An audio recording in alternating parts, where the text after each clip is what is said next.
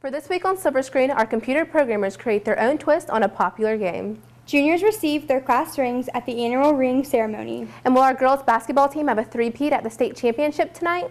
Good afternoon, Dutch Fork. Today is Friday, March 7th, and your Silver Screen Report starts now.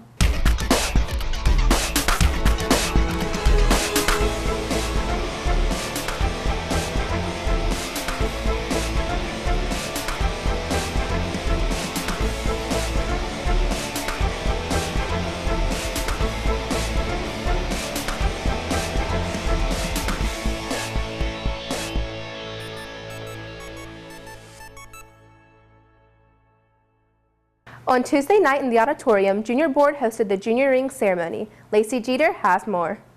The Junior Class Ring Ceremony on Tuesday night was a program sponsored by Jostens to celebrate the class ring. At the ceremony, students were presented up to the stage and given their ring by either their parents or Miss Richmond. It's put on by Jostens, who is the provider and seller of the rings, and they will be bringing all the rings, and the parents are invited to come and present their ring to their child. With many rings to give away and present to the junior class, the Junior Board had much to do in preparation for the event. When we got there, the guy from Jostens just asked us to line up everyone and memorize our speeches. So Graham was really in charge of that, and I'm really surprised as many people bought that many rings. Hosting the ring ceremony was really nerve-wracking just because I knew I had to be responsible for listing a bunch of people's names. But it was actually really fun just because I got to see everybody receive their rings and seeing them get them from their parents and everything. It was a very special event, being with your friends, and we all shared the same moment. The class ring for some represents the meaning and importance of each individual's high school experience. I think the purpose of the class ring is just to have something that you can remember your high school days by, and something that you can identify with your high school. I think it's important to have a class ring because it just makes you remember your high school days, and it's great representation of where you came from, and it symbolizes how far you've come. This has been Lacey Jeter with your Silver Screen Report. Computer Programming 1 students recently started a project creating a game imitating Flappy Bird. Melissa Kyer plays the game. Computer programming teacher Barry Lindler created a project to teach programmers to develop a game similar to Flappy Bird. Okay, my first year programming students are actually redesigning Flappy Bird. And since it was so popular, we used it as a way to study other programmers' designs, and I'm using it to introduce them to collections, simple animation, good class structure. It was just a really good way to pull all of what they're learning together. The project is a new approach to computer programming. I can't really say whether I like it or I don't like it. We just started it 2 classes ago, so I'll see whether I like it or not at the end. I like this project because it takes something that everybody kind of loved and everybody really enjoyed playing, and it puts it into computer programming, so what you see what you're doing is a little more applicable to the real world. The project benefits computer programmers' knowledge on making programs. One of the things that we try to do in both our programming courses and our engineering courses is to make sure that what they're learning is applicable. And I thought one of the better ways to do that was actually mimic something that's already on the market. It helps students understand exactly what it should look like, or at least a goal for what they want it to look like. It just gives them something a little more tangible and more real world, as opposed to us just studying code and data structures. It's teaching us really the overlap method and to keep learning our Boolean methods that we learned in the last, and how to move certain things. It goes along with Flappy Bird. At the end of the day, the kids are going to really like that they've made a game that's so much like what they've loved to play for a while. This has been Melissa Kyer for your Silver Screen Report. Thanks, Melissa. Hey, Ariana, what's your high score on Flappy Bird? My high score is 5. Did you hear that next week is National Teen Tech Week? Yeah. Watch for these events March 10th through 14th. Robotics in the Commons during lunch. QR codes for ebooks throughout the school. And student tech trivia contest for a movie ticket drawing through Thursday Tech Tips. Along with students from 15 other states, Dutch Fork journalists attended the Southern Interscholastic Press Association annual conference and competition last weekend. Jamie Gilbert Fitzpatrick was there. Last weekend, the Renaissance and the Silver Screen Report attended SIPA, also known as Southern Interscholastic Press Association. It's a giant conglomerate of different staffs from different states across the Southeast, and they all get together for 3 days over the course of a weekend in March, always the first weekend in March. And they discuss ideas, they go to classes, they compete. It's just an all-around fun experience. We bring in keynote speakers so that there can be a feeling of the professionalism. We have contests, we have on-site, mail-in, we do evaluations, and we provide scholarships. Student journalists were exposed to a diverse group of students. So hands-on, you're doing journalism, you know, and that's really exciting. And whether or not you decide to do this for a career or not, you're meeting a lot of cool people that you may, you know, call on for a job 5 years from now. You just never know. From my experiences, it's been one of the most helpful things during my high school career. I've learned so much from not only the professors that teach here, but the students that I've gotten to compete with and learn with over the past 3 years that I've been coming. From classes about broadcast to writing, the 3-day conference offered information that furthered the knowledge of students. I feel like I have become a better journalist in that I can ask questions better, and I know how to, I took a lighting composition class, and so now I'll be able to frame up my pictures better, and I think it'll really benefit me. You get to talk to people that are in this business, that have been doing this business for a long time and could help you get to where you want to go. So I think that's an invaluable experience for sure. You get to learn new things, learn how to improve your skills, and it's amazing. This has been Jamie Gilbert-Fitzpatrick with your Silver Screen Report. Thanks, Jamie. At Sunday's SIPA Award ceremony, the Renaissance received an excellent rating. The Legacy and the Silver Screen Report each earned a superior rating. Michaela Baker was elected to the SIPA Executive Board. Jamie Gilbert-Fitzpatrick, Hamilton McAfee, Jacob Sprinkle, and you, Ariana, made it to the finals of the Regional Journalism Quiz Bowl competition. And Michaela Baker, Robin Hendricks, Karina Lehman, and Eddie Bates won Best Story in the Newspaper team for the on-site competition. DECA had a competition this weekend too. More than 700 South Carolina students competed in various business categories. To qualify to compete in nationals, students had to finish in the top 3 in individual events or in the top 2 for partner events. Reed Douglas finished first in his event, and Kristen Jensen finished third in hers. Tal Wanish and Nick Adams finished 5th in their partner event. The top 10 finishers were recognized at the awards banquet. They include Kinsley Mishu, Hayden Rothschild, and Emily Peak.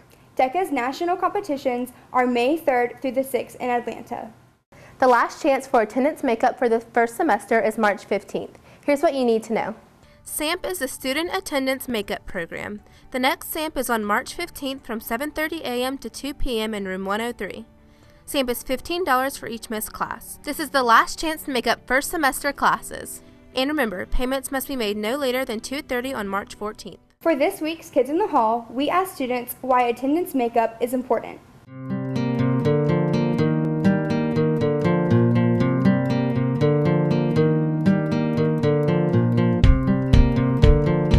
So students' absences can be erased and they can move on to the next grade. I think it's important that students make up their classes because being missed, I mean, it is pretty understandable that the teachers want them to make up their missed work and also like the time that they haven't been in class. SAMP is important because it gives kids a chance to, make up days they might have missed for being sick or whatever, or they couldn't go to the doctor. Because, that's the only how you can make up your classes, and then if you don't, then you won't graduate. So make sure you get your money in today at the bookkeeper's office. The AP Art classes have been working on their portfolios to submit to College Board. Daniel Hudson gets creative. Smells of wet clay and fresh paint permeate through art teacher Blakely Shealy's classroom as students diligently work to complete their art.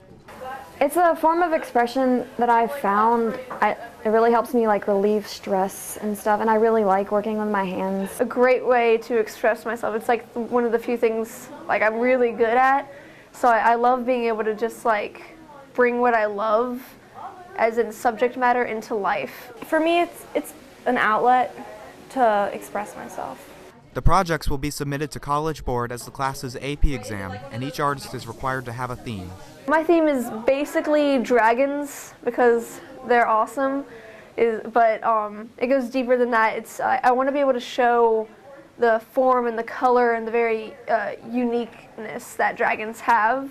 I'm actually planning on selling my pieces and donating the money to a kitchen and daycare in Moaloa, Honduras. And like I chose the food and kitchen related stuff so that I feel like I'm selling these like food containers, like these pots and pans to feed like the kids in Honduras. Meticulous attention to detail is a must, but even more important to the classmates are the bonds they have formed while creating their art. We all support each other and give each other critiques. And Miss Sheila is just a really supportive teacher. She helps guide us, but without the restriction.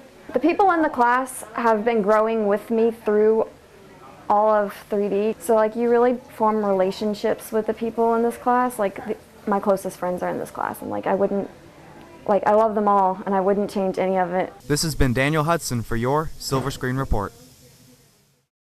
The SAT word of the week is virtuoso, a noun meaning one who excels in an art. Speaking of the arts, hey Mindy, did you see the Oscars last Sunday? No, but our producer Luke Amick did. Here he is with some highlights from the show. The 86th Annual Academy Awards have come to a close, and in case you missed it, here's the recap. And the Oscar goes to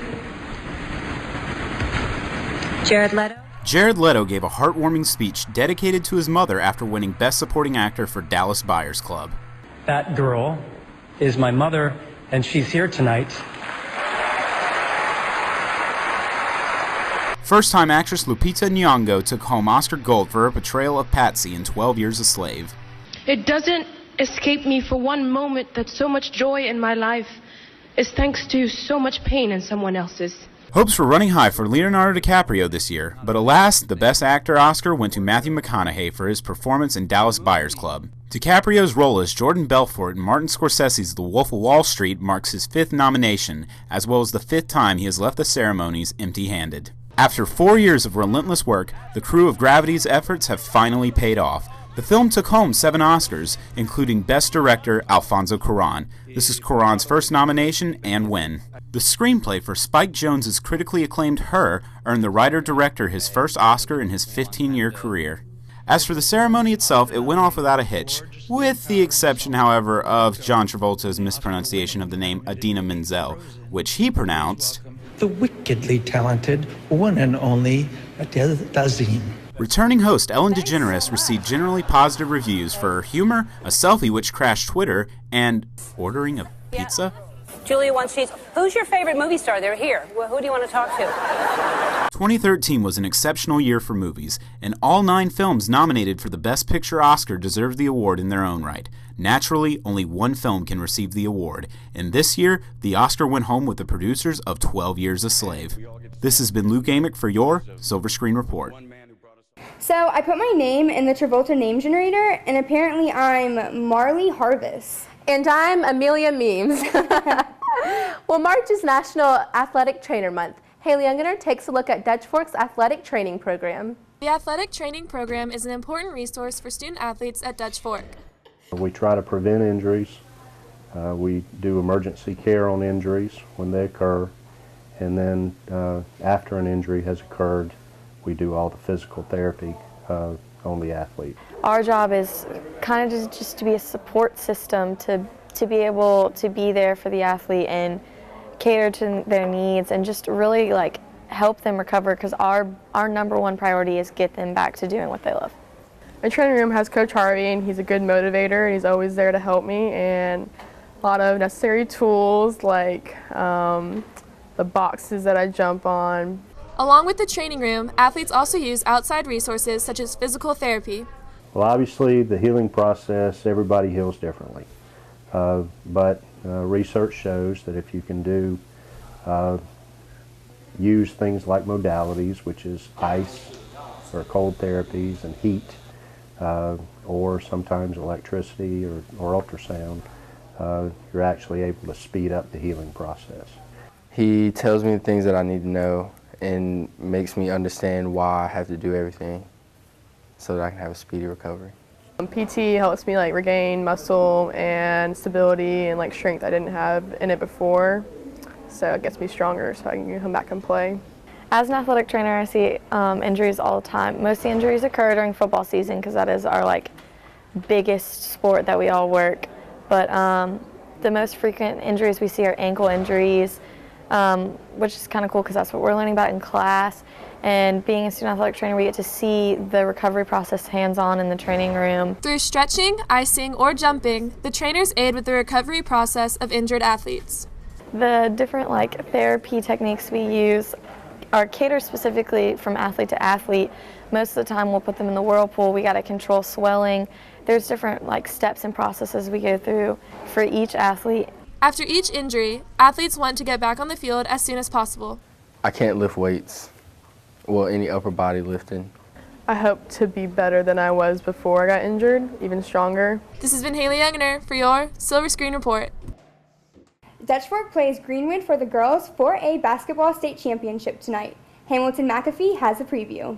For the third year in a row, Dutch Fork returns to the Colonial Life Arena tonight to compete in the girls 4A basketball state championship. For the upcoming state championship, I'm really excited because I just feel like it's been a great year because it hasn't been perfect. We had a little rough beginning, but then we built as a team, and we got through it, and we're where we wanted to be at. I'm excited about playing again at the Colonial Life Arena. As playing back-to-back already, but it's really sweet to be able to go back again. Players and coaches agree that team defense is a key component of success. Our defense, I feel like we have a really good, strong defense, but can still be worked on these next couple practices, but I feel like our defense is going to carry us through the game. Well, throughout the season, I've really seen an improvement in our defense and learning where to be, when we run our presses and things like that. I think that we've gotten a whole lot better. We focus more on defense instead of being so offensive-minded, more on defense and stopping people, and then on the offensive side, we know our personnel better. A common refrain among players in this game, focus. What I told them is to stay focused at home, stay focused in the hallways, at school, in the classrooms, as well as on the court. Going into the state championship, you have to keep a level head. It's kind of like staying focused, staying united as a team. You have that task of wanting to win the state championship game, but you just have to do it as a team and keep that team spirit going. This has been Hamilton McAfee with your Silver Screen Report. Do you have a talent you'd like us to showcase on Silver Screen? Scan the QR code outside room 252 and fill out the form. Remember, if you order a temporary ID after 10 a.m., you will receive a 2-hour after-school detention, so make sure to order those IDs during first block. Classy Cash can only be redeemed or turned in every Friday during lunch. Thanks for watching. We'll see you next week. She's Cindy Harris. And she's Ariana Mount. And this is your Silver Screen Report. That wasn't as funny as I thought it would be. Oh my god, my chair. Ring ceremony. And our girls, okay, I already messed up. Take two. Oh. Hold To on. hate. In student tech trivia.